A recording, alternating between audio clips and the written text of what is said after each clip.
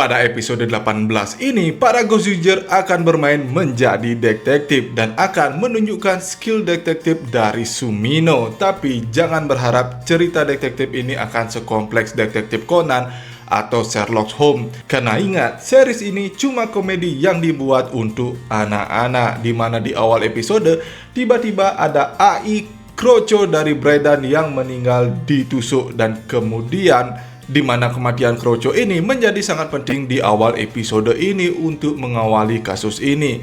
Kenapa kematian Kroco ini tiba-tiba menjadi penting sampai harus diselidiki oleh Sumino, padahal setiap minggu mereka sudah membantai banyak banget Kroco lonceng AI seperti ini. Jadi karena semua kejadian ini adalah skenario yang dibuat oleh Misteri No-One, dan No-One ini memiliki kemampuan yang cukup OP.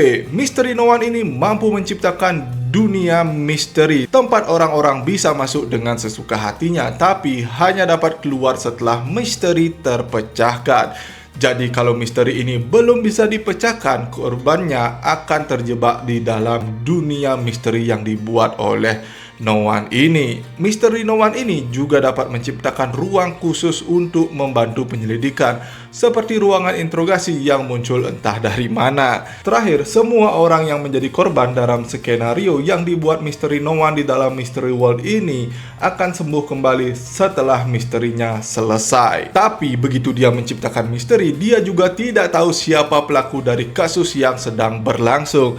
Seperti kejadian pembunuhan Kroco ini yang menjadi kejadian pembunuhan berantai yang lumayan seru juga untuk diikuti.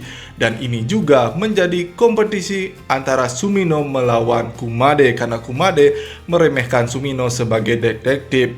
Mulai dari kakek Joji yang tiba-tiba meninggal, dan kebetulan Fire Candle muncul di sana, lalu diikuti oleh Fire Candle dan Ryuji yang juga meninggal di ruang interogasi yang tertutup rapat. Awalnya aku mencurigai kalau pelakunya adalah Rikuo, tapi Rikuo juga ikut meninggal berbarengan dengan Tono yang sama-sama terkena racun. Dari sinilah Sumino bisa tahu siapa pelakunya, sesimpel dengan cara melihat cap kaki yang tercetak di tepung dan botol racun yang digunakan sebelumnya, dan pelakunya adalah Berkuma. Kasus misteri ini menunjukkan bagaimana Sumino sebagai seorang detektif, dan di sini juga menunjukkan asal-usul dari Berkuma, yang ternyata Berkuma dulu adalah sebuah mainan yang diberikan kehidupan dengan kekuatan cincin dari Kumade, dan itu cuma bisa dilakukan sekali saja oleh Kumade. Dan Berkuma melakukan semua rangkaian pembunuhan ini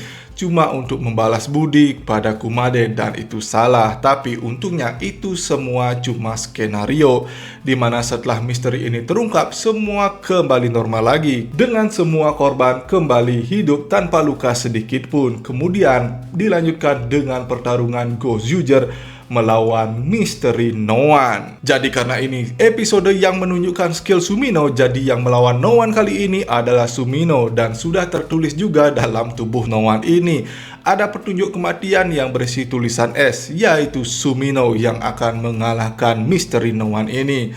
Dan kali ini Sumino juga menggunakan kekuatan cincin dari Go-Onger yang dia tunjukkan di minggu lalu. Dan hebatnya, dengan kekuatan centering ini Sumino juga bisa mensummon Goroder Gitti. Kalau nggak salah, Goroder Gitti ini termasuk jenis mecha. Tapi sayangnya nggak diperlihatkan Sumino bisa mengubah dia menjadi kewujud mecha raksasanya. Ngomong-ngomong soal mecha, di sisi lain ada mecha yang sedang dipanggil oleh bapaknya, yaitu Gudeban dinasehati oleh Tegasword agar menjauh dari Kumade. Mungkin di masa lalu Tegasword tahu karakter Kumade ini sebenarnya seperti apa, dan mungkin dia adalah orang yang berbahaya. Tapi di sini belum terungkap seperti apa karakter Kumade sebenarnya, karena Gudeban keburu kabur hingga terjadi pertarungan antara Tegasword melawan Gudeban, di mana Gudeban kali ini bergabung dengan Berkuma, sementara Tegasword dipiloti oleh Sumino dengan mode centaurnya. Tapi di tengah pertarungan, Tono menggantikan Sumino dan menjadi Tegasword Dekaklo. Tapi di tengah pertarungan, tiba-tiba muncul Black Daizujin yang sepertinya dipiloti oleh Kuon, karena sekilas muncul pedang Kuon Dengan kekuatan pedang milik Kwon itu, yaitu Dark Warp Decaliber Go, dia bisa memanggil kekuatan mecha dari Super Sentai sebelumnya,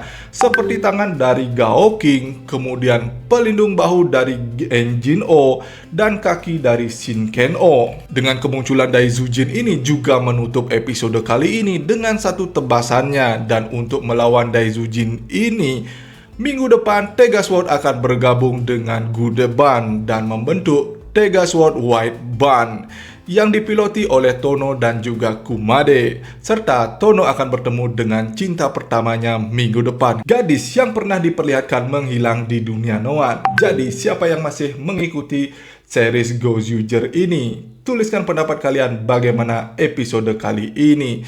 Dan jika kalian suka pembahasan kali ini, jangan lupa like, share, dan juga subscribe. Thanks for watching. Sampai jumpa di pembahasan dan berita tokusatsu lainnya dari Drosatsu.